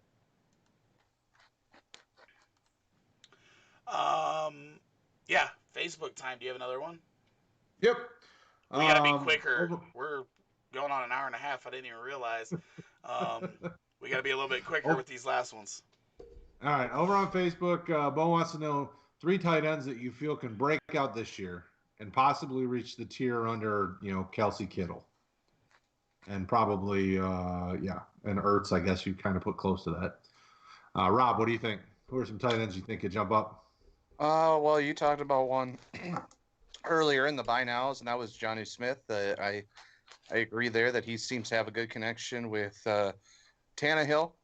Mike Gesicki is a guy I want to try to get everywhere. I think he's one of the better athletes at the position. It's just taken a while. Time for that year 3 breakout. And the third guy I want to go after, is Noah Fant. I love him. I think he's the second-year breakout. I think he's going to have a better year than T.J. Hawkinson. As a second-year tight end, I just love that kid a lot, and I like what Denver's got with Drew Lock and Cortland Sutton as well, and think he fits in nicely. Rick. I share 2 of them. Noah Fant was my number 1 tight end last year, so I won't go any deeper there. I agree with Mike Gesicki. The third one is easily Dallas Goedert for me. He's probably the guy that I'm the highest on out of all of them. We saw what he did last year. They have not added anything to that offense that leads me to believe he's going to get less targets and not more targets. Even with the draft, I don't think that they're going to be able to make enough for him not to take another step forward this year. I think he's one of the most talented tight ends in the league, and I want him everywhere. Same thing with Noah Fant, though. I love Noah Fant. Both those guys, they're probably my 2 favorite acquisitions. And I do, real quick, I wanted to say this and I forgot. You were talking about not wanting to take quarterbacks in drafts. I personally, tight ends in regular, 1 tight end, not, tight end premium, and in 1 QB leagues, I love getting my quarterbacks and my tight ends in the draft because that's the cheapest they ever are. I mean, even look at the acquisition cost for Noah Fant and Dallas Goedert from when they were in the draft to where they are now. They're already more expensive than they were in that draft. I think it's just the cheapest point where you can get a guy. It doesn't hurt you if you miss, with late second rounds and third round picks. But you can gain so much value. Like if you got Kittle in his rookie draft, you've killed that value. That's a bigger uptick than if you drafted, even, Kareem Hunt or Kamara at, pick 7 or 8 in their rookie draft. The price for Kittle was so low. The price you gain. Maybe Austin Eckler's the only one that's done better for you because you picked him up off of waivers. Yeah, I agree with you guys on all those. The only other name I'd throw in was a guy that I've liked for a little while but never really broke out, and I blame Jason Witten for that, is Blake Jarwin over in Dallas. They re-signed him for a couple years. They have Dalton Schultz, who they drafted a few years back, who really isn't any good. So he's a guy that could jump up into the kind of the tight end one range. Probably more of a upper tight end two, just because now he's going to be the full-time starter. But Dak liked him. I've mentioned before on here in different shows. When it came to playoff times that year that Witten was out and they made it to the playoffs. Dak trusted him, was going to him when they needed to move the chains. He's a guy I think could have some sneaky value and be super cheap. I mean, if he's even on a roster right now, he probably got picked up once Witten left, but definitely a guy I'd be interested in. Well, and for a guy who has flashed a little bit the way he has in the limited opportunities, for an undrafted tight end, I feel like that's pretty good. Mm-hmm. Just on YouTube, Rick? just an honorable mention, Chris Herndon there for the Jets. I think your mic's rubbing up against your hoodie again there, Rob. Okay. How we doing? Sounds better. Okay. Did you hear it too, Brad? Yeah, a little bit. Yep. Contract year for Fournette. I think he is a top 7 running back this year. What do you guys think? Rob, quickly. I don't know about top 7. I think he's top 12 possibly. I acquired him recently as hoping for an RB2 kind of guy, but I top 7 seems too much. He's definitely an RB1 for me. I mean, the Jacksonville Jaguars haven't done anything to hurt their offense. I mean, they've basically sold off all their important defensive pieces. So I would see Fournette still getting very similar to what he did last year. So what do you think, Rick? I disagree. I think they hurt their offense by relying on Gardner Minshew as their starting quarterback. Shut your mouth. Shut your dirt mouth. he gets too many touches. So barring injury, I think that he is a guy that could easily be a top 7 running back, and he's going to be motivated to get paid. So I definitely think he could find his way in there.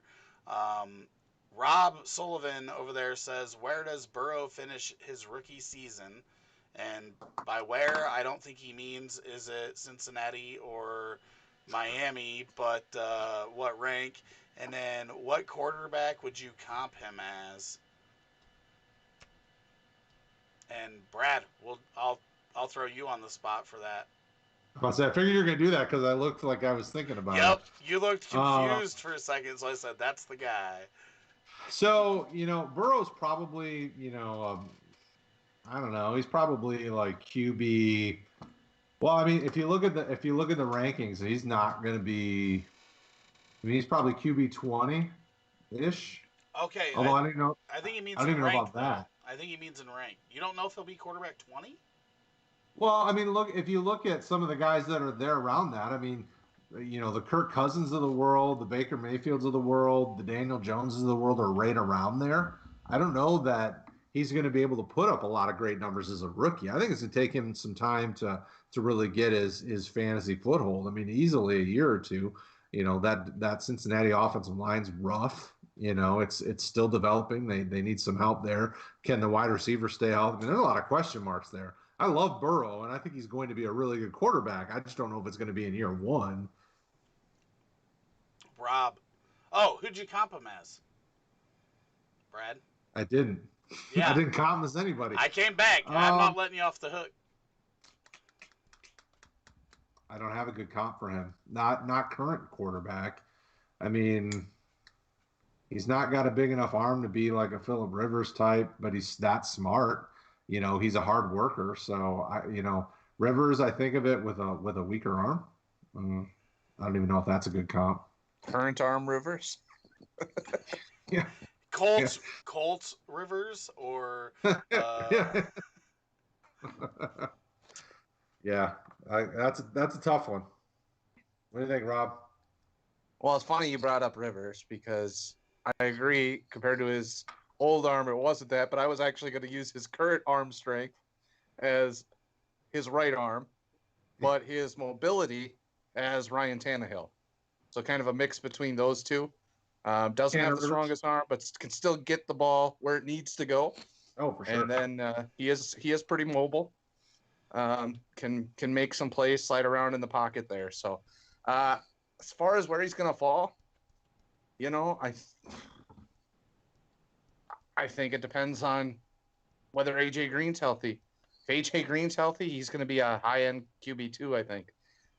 Maybe even a low-end QB1. Oh, I don't know about that. I'm going to go put him at high-end QB2 as his top point. Probably going to put him mid QB2 range for me, though, right around 16, 17. I mean, he's got two possible 1,000-yard receivers there in AJ Green and Tyler Boyd. I mean, anybody can do a lot with that. I agree, except for I do think that he has back end quarterback one potential right off the bat. One thing that we haven't talked about is that Cincinnati's probably still going to be trailing in a lot of games, and they're going to use him to throw the ball in those situations. Um, so I think his attempts are going to be there. I don't think he's going to be one of those rookies that is limited on the amount of attempts they take, even though that would probably be the goal for Cincy. But we've found that as a rookie, you can be a bad NFL quarterback, but put up good fantasy numbers. Um, Comping him is tough. I like the Ryan Tannehill comp a little bit. Um, the Sam Darnold comp a little bit with not, maybe not as good as an arm. Who knows? That's the The hard arm strength part. is what throws me.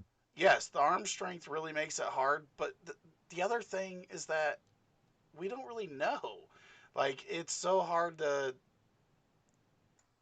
Sometimes guys appear to not have that strong of an arm, and then for some reason, when they get on the field, either I don't know if they just, I don't know what it is, but their arm looks better when they're playing than actually is. And I think that's the hard thing with him is that, does that translate to the NFL, or did that only work because he was in college and he wasn't playing professional cornerbacks and safeties every week? Uh, if it translates, then it doesn't matter that his arm's not strong. But he's definitely a hard player to comp. He's pretty unique in his way. The same way Phillip Rivers was unique when he came out. I mean, he had one of the weirdest arm angles. Like, it didn't look like he should be able to throw a ball in the NFL. So that's definitely the tough part. His upside, I think, is quarterback one right off the bat. But his low side's also, back end quarterback two that you're not starting if you don't have to. And, I guess I'll just clarify for me on his arm strength. I think he can get the ball deep. Where I'm thinking his arm strength, he doesn't have a whole lot of, doesn't have that Patrick Mahomes, that Brett Favre zip on the ball. Well, And so nobody that's does. for my Though. comparison to Those are those are not good comparisons because those guys are like. Yeah. But as far as the zip, I think he is maybe below average in that category. I still think he can throw the ball 40, 50 yards downfield. So that's kind of where maybe Phillip Rivers fits in. He can get the ball deep. He doesn't throw all the time overly hard either. Right. No, it's just like saying, this pitching prospect doesn't throw as hard as Aroldis Chapman in 105.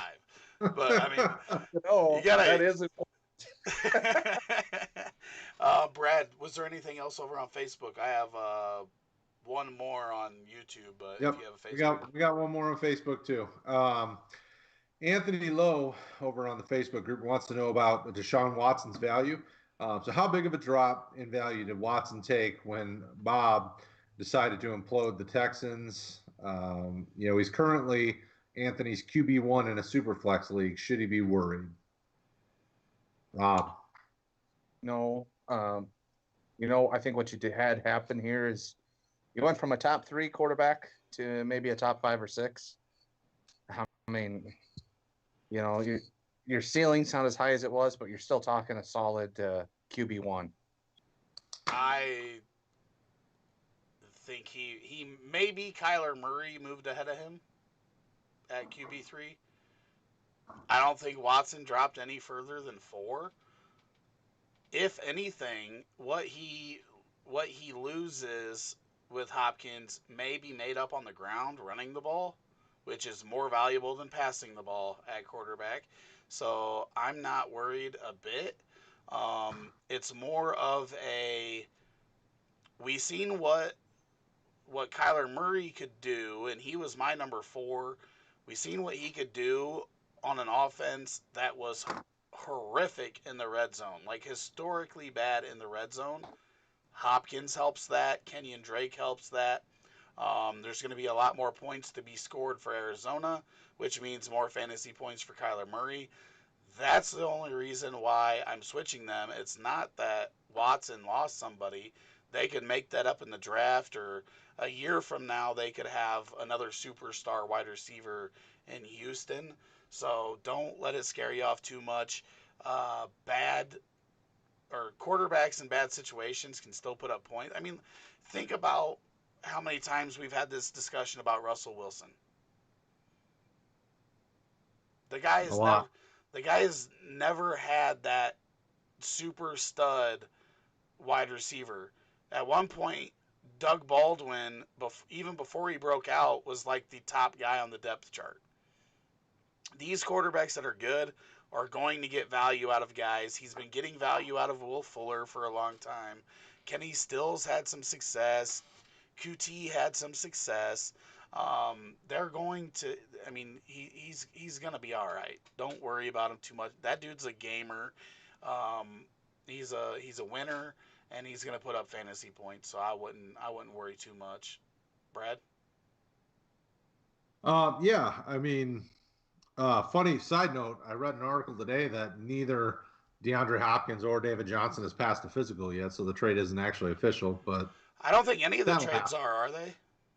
I don't. Some of them have gone through. I know that some people, but neither one of these have. But I know they, that was just it's going to happen. Well, I guess my question is, have they taken a physical and failed I it? know David Johnson had his wrist checked because that was, the big concern because he kept hurting that wrist. That was checked out and that he passed that. So I'm assuming his physical will be fine. But that in the article, they specifically said David Johnson passed his wrist physical, but I guess they didn't do it all at once, which seems odd to me. But I'm not a doctor. I haven't stayed at a Holiday Inn, so what do I know? I was just Yeah, gonna. Oh, oh, go ahead. no, I was just gonna say the only way to for that to worry you if you're an owner of either of those two guys is if they failed physicals during this whole situation. It's not people's priority to get into a hospital, and a lot of elective stuff is getting pushed back. So I don't know what that situation is, but I read an article talking about just pro sports in general, um, with trades being halted because they're not sending guys to get their physicals, for a lot of the trades. So I don't know what the situations are, and that was all Right. sports. It wasn't just football or anything, but yeah, Yeah. that's all I was gonna. Watson's still a QB1. No matter who's on the team, Watson's still a QB1. I mean, he's a dynamic guy with the ball in his hands, whether he's throwing it, whether he's running it. He's awesome. So not really much to say. He's still a QB1. I would slide Kyler a little bit ahead. Unfortunately, the height's always going to be Kyler's issue. I've been because I've had plenty of free time on my hands with all this. I've been having Game Pass going, and I've been watching film of Kyler Murray. And dude, that guy's had so many balls batted at the line. Like even just in the first game against Detroit, he had four or five balls batted. It's like, oh, it just drives me bonkers every time. I'm like, poor kid. He's such a good quarterback, and he's a QB1 too. But it's like, dude had like four or five balls batted in the first game alone. I was like, ooh. But that's not That Sean just Watson. means he needs more time watching Drew Brees in the film room.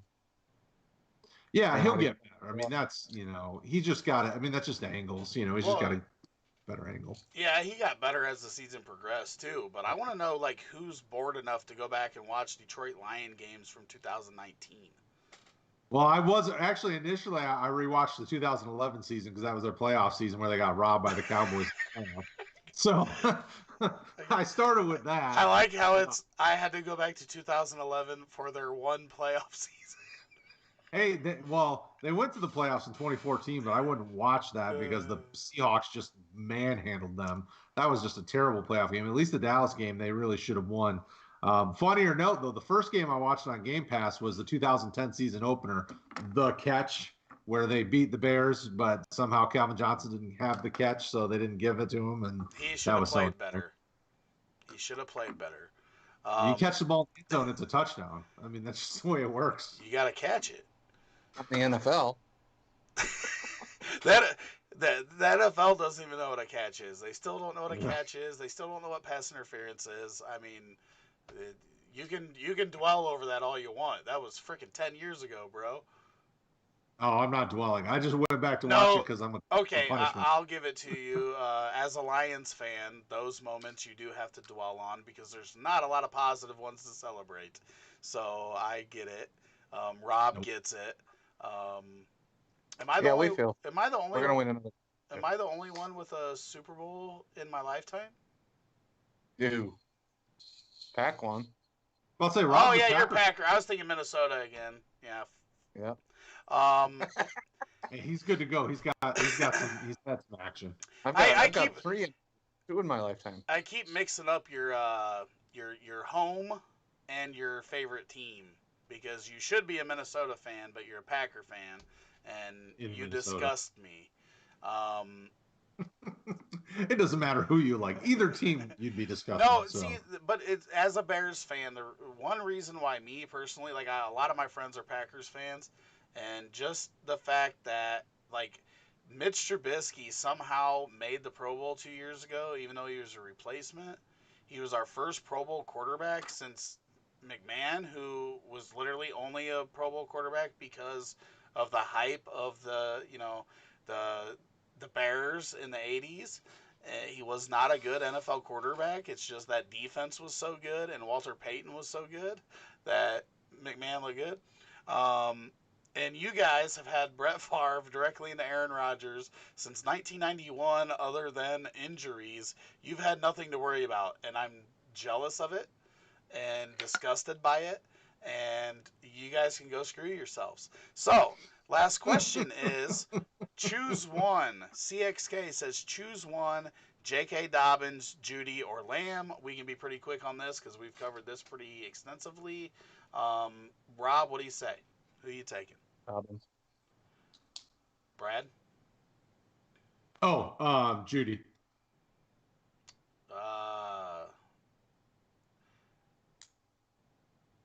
Damn it. See, here's Be pretty quick. well, no, here's the deal. Like honestly, like I always say BPA, right? But this one is so close to me that if I'm good at running back, I'm taking Judy. If I'm good at receiver, I'm taking Dobbins. If I need help at one of those guys are so close. They're in the same tier for me. So in those situations, I'm going positional need. I probably would take Dobbins more often just because I can probably even get more out of a running back than I can out of a wide receiver if somebody's desperate for a running back. So I would probably lean Dobbins for that reason. But if it does come down to team needs, it would be just whichever one, because they're so close for me. Like I said earlier, the top 6 guys are all really, really close. It's like splitting hairs. And if you took Judy one or you took Lamb one over those running backs, like I'm not going to be like that's a bad pick. Like if that's who you like, then take them. It might not be what I would do. I'm probably going Taylor 101, but I just think these guys are so close this year, the top 6 guys, and you're going to see Taylor probably go 101 the most, but then after that, you're going to see a variety of order for these guys. So, for sure. This class is awesome. I love it. All right. This was our pop-up fantasy football Q&A. I know Brad and I will be back on Tuesday night at 9 p.m. Rob, are you going to join us on Tuesday night? Oh, I think that's a pretty good possibility. And I'm going to aim to jump on tomorrow night and talk IDP rookies. So IDP tomorrow night. We got, if Brad lets me know what that is, I'll get that scheduled tonight on YouTube so you can hit that button to notify you when him and hopefully Craig will be with him go live tomorrow night. And then we'll have the same thing up for Tuesday night so that you can, get notified for when we go live over there on YouTube. Make sure you hit that subscribe button. We got a lot of cool stuff coming. A lot of cool stuff coming. Hopefully, in the next couple days, we'll have a new video series coming out, um, where we've. Oh, you'll just have to wait and watch that because it's a little bit different than you're used to. So that should be good. We've got a lot of great content dropping on the website. We've added some new writers. We've got Jason Perry and Joshua Ryan Cerniak, I think is his last name. Hopefully I said that right. Putting mock drafts together for the rookie ADP right now. So look in the Facebook group for that. Brad, you got any? Oh, Dinosaurs podcast. Make sure you subscribe to that everywhere when it pops up. It's new. Sully's 2 cents. Subscribe to that. I think during this COVID situation, instead of doing podcasts, the Heat Seekers are gonna probably live stream Sunday nights instead. We like doing the video stuff for you guys, but we know not as many people are out driving to and from work or to and from anywhere, and I think that's where most people listen to their podcasts. So um, if we're wrong about that, let us know, and we'll record podcast episodes also. Um, but we're gonna try to go live more during this COVID situation. Give you guys more content. Let us know what you want to know, what you And the want us to draft will cover. certainly be doing it too. Yeah, I think especially if everything's still shut down and there's nothing to do, maybe literally a stream during the draft. I don't know. It Yeah. depends on what the NFL is going to do, but it's going to be weird this year. So Yeah. You and I possibly, did it last year. We did some quick video. We did some live streaming last year, so I'm sure we'll have something. yeah. So maybe we'll talk about these players from a fantasy perspective and what we think. Rob, again, thank you for coming on. Do you have any last? Kyle Bannon, we're sorry, we're running out. He just came in and said, "Sup, guys." If you have a quick question, we'll answer it, but it's got to be really fast. I like. Well, he's doing. Oh, go ahead. No, go ahead. I was just gonna say, and while he's waiting to see if Kyle has a question, Rob, anything else you want to add? Any other things you were thinking about? No, I think your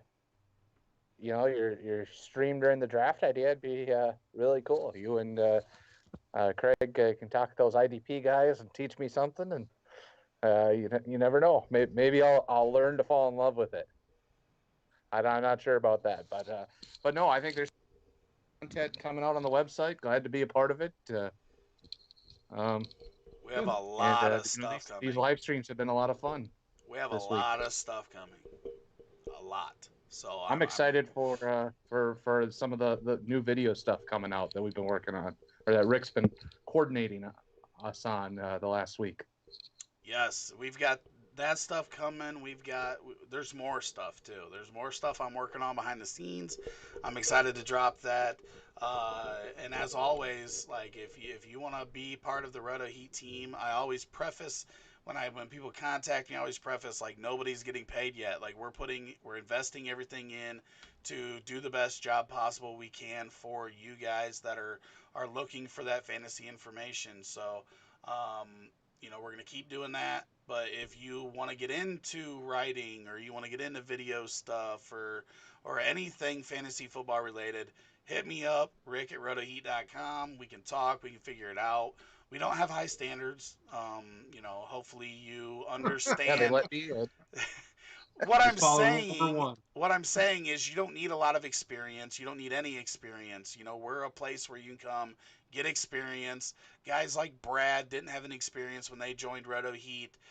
He's had opportunities to go to other sites to write, and Taylor has had opportunities to write for. I think it was Bengals, ESPN. So we're a place where you can grow and get experience and really learn the type of things that you want to do to position yourself better in the fantasy football community. And we love all the other sites too. We've had a lot of great guests from DLF helping us with different content and